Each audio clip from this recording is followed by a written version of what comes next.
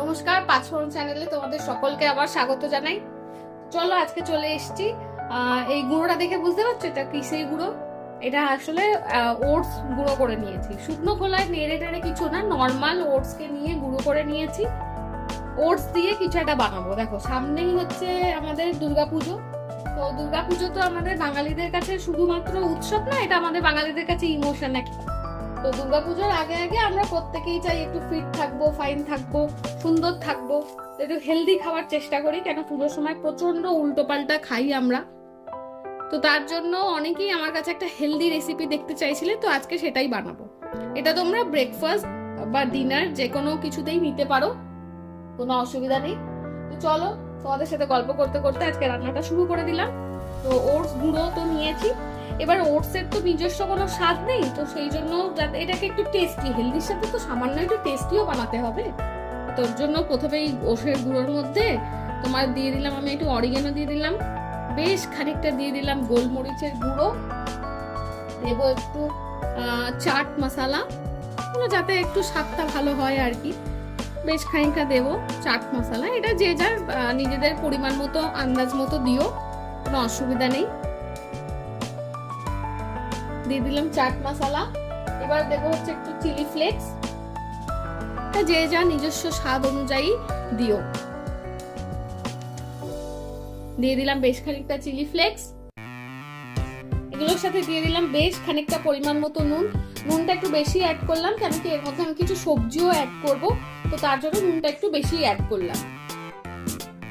এর মধ্যে এবার আমি একে একে দেবো, আমার কাছে এই মুহূর্তে যে সমস্ত সবজিগুলো ছিল সেটাই দেবো। একদম ক্যাপসিকাম কুচি করে রেখেছি, সেটা দিয়ে দিলাম। দেবো একটু পেঁয়াজ কুচি, পেঁয়াজগুলো ছোট ছোট করে কুচি করে রেখেছি, দিয়ে দিলাম। দেবো একটু ধনেপাতা কুচি। যারা ঝাল খাও এর মধ্যে একটু কাঁচা লঙ্কা অ্যাড করতে পারো, যারা ঝাল খাও না তারা অ্যাড না করলেও চলবে। এরপর এর মধ্যে দেবো আমি একটু গাজর, এই যে গাজর গ্রেট করে রেখেছি, গ্রেট করা গাজরটা দেবো। গাজরটা গ্রেট করে রাখার কারণ হচ্ছে এতে কি তাহলে আর ওই মুখে লাগবে না, এটা তাড়াতাড়ি সেদ্ধ হয়ে যায়, ব্যাপারটা মুখে লাগবে না। তো গ্রেট করে রেখেছি, দিয়ে দিলাম বেশ খানিকটা গ্রেট করা গাজর। কেউ যদি আরো কোনো সবজি দিতে চাও দিতে পারো, কোনো অসুবিধা নেই। যত সবজি অ্যাড করবে জিনিসটা তত হেলদি হবে। এরপর এর মধ্যে আমি দিয়ে দেবো বেশ খানিকটা টক দই। কারোর কাছে ঘরে পাতা টক দই থাকলে সে সেটাও ইউজ করতে পারো।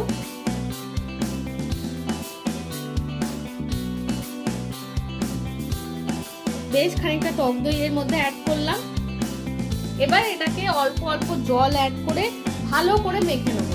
তো চলো এটাকে প্রথমে মেখে নিই, তারপর তোমাদের দেখাচ্ছি। তবে হ্যাঁ, জলটা কিন্তু এর মধ্যে একবারে দেবো না, অল্প অল্প করে অ্যাড করবো। কেন কি ওটসের চিল্লা তো আমরা পাই, মানে প্রায় খাই, পুরনো হয়ে গেছে। আমি আজকে বানাবো একটু ওটসের টিক্কি মতো। তো টিক্কি বানাতে গেলে তো বেশি জলের দরকার নেই, আগে একটু টক দই দিয়েছি, তো অল্প অল্প করে জল অ্যাড করে এটাকে মাখবো। তো মেখে নিয়ে তোমাদের দেখাচ্ছি কেমন হবে টেক্সচারটা। তোমরা দেখতেই পাচ্ছ এটা আমার ভালো করে মেখে নেওয়া হয়ে গেছে। দেখো এরকম একটা টেক্সচার এসছে, মানে খুব একটা শক্ত না আবার খুব একটা নরমও না, এরকম করে মেখে নিয়েছি। তো এটা মেখে মোটামুটি ওই 10 থেকে 15 মিনিট একটু রেস্টে রেখে দেবো, তারপর এটাকে বাকিটা করবো। চলো এটা একটু 10-15 মিনিট রেস্টে থাক, তারপর আবার আসছি তোমাদের কাছে। চলো এবার বাকি রান্নাটা করি। তো প্রথমেই গ্যাসের মধ্যে একটা চাটু বসিয়ে দিয়েছি। চাটুটাকে একদম হাই ফ্লেমে ভালো করে গরম করে নেব। এটা গরম হয়ে গেল।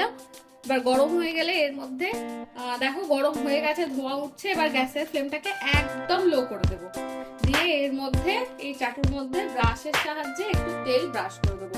হেলদি রান্না বেশি তেল দিলে তো আর হবে না, তাহলে আর কি করে হেলদি থাকবে বলো। তো প্রথমেই তো এই ব্রাশের সাহায্যে চাটুর মধ্যে একটু তেল ব্রাশ করে দিলাম। অল্প একটু তেল পুরো চাটুর মধ্যে ভালো করে ব্রাশ করে দিলাম। এবার ওই ওটসের মিশ্রণটাকে টিক্কির মতো করে গড়ে, একদম প্রপার টিক্কির মতো করার কোনো দরকার নেই, হাতের সাহায্যে যেমন হবে গড়ে একটা একটা করে এই চাটুর মধ্যে অ্যাড করি। তো চলো এগুলোকে অ্যাড করি। তো দেখো নিয়ে নিয়েছি ওটসের মিশ্রণটা, এইরকম হাতের সাহায্যে এইরকম একটা গড়ে নিয়ে এই চাটুর মধ্যে একটা একটা করে দিয়ে দেবো। এগুলো হতে একটু টাইম লাগে, যেহেতু একদম লো ফ্লেমে ব্যাপারটা হয়, কিন্তু দারুণ টেস্টি হয়। তো চলো এইভাবেই একটা একটা করে সেম প্রসেসে এই চাকুটা একদম ভরে দেবো।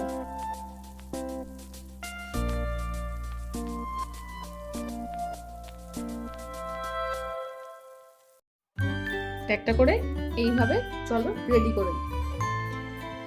তোমরা দেখতেই পাচ্ছ গ্যাসের ফ্লেমটাকে একদম লোতে করে এগুলোকে দিয়েছি সেকতে। এক পিঠ করে হয়ে গেলে আর এক পিঠ করে তখন উল্টে দেব। তো উল্টে দেওয়ার আগে এই ব্রাশটার সাহায্যেই এগুলোর উপর দিক থেকে অল্প অল্প করে একটু তেল অ্যাড করবো, যাতে উল্টে দিলে আর তেল ব্রাশ করতে না লাগে।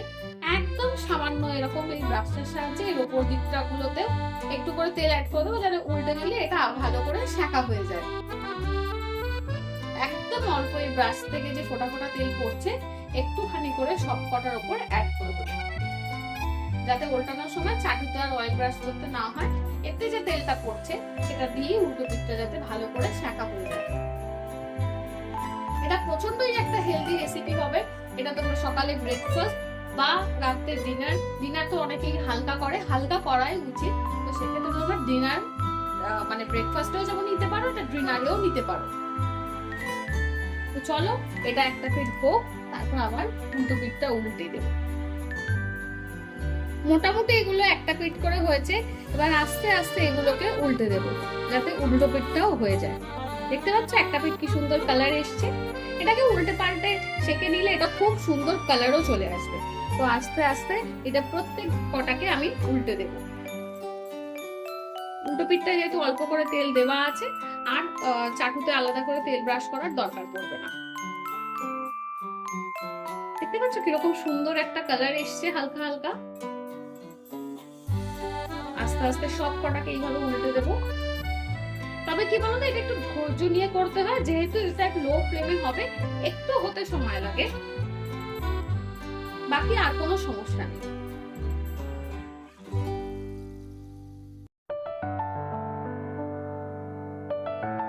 প্রত্যেক কটাকে উল্টে দিয়েছি, উল্টো পিঠটা হোক, একবারে রেডি হয়ে যাবে, তারপর তোমাদের কাছে আসছি।